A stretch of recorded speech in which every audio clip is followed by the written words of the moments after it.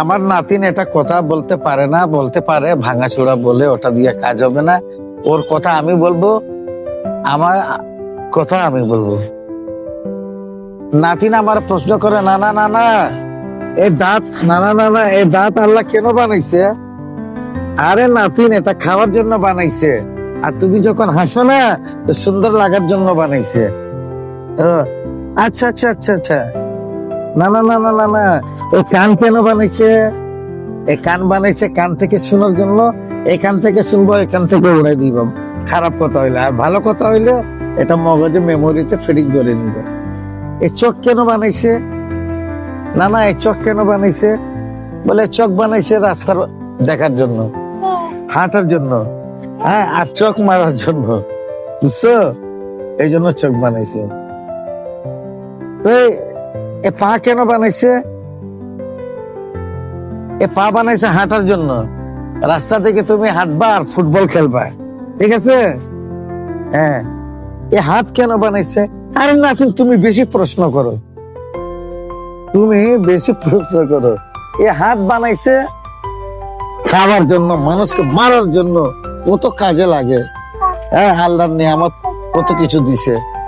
চুপ থাকো, তুমি চুপ থাকো। তো এখন আর কি করার জন্য জানো না?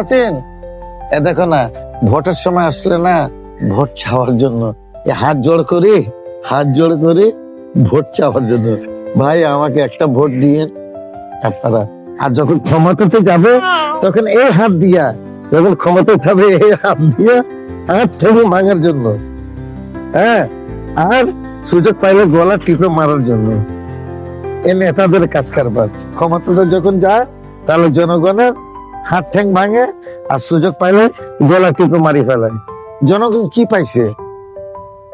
কি পাইছে জনগণ? আজকে 54 বছর ধরে দেখতেছি কিছুই তো পাই নাই।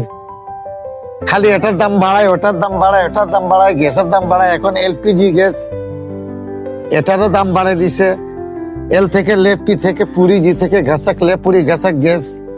এমন এমন ঘাসকা ঘাসাচ্ছে যে আমি বাংলা উর্দু মিলাই না समझ, আপনাদেরকে समझाইতেছি, आप लोग समझने की कोशिश करें। এমন समझाइছে যে এলপিজি গ্যাস, লেপুরি ঘাসাক গায়েব।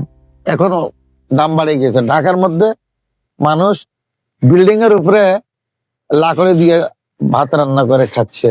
এই তো আমাদের দেশের অবস্থা।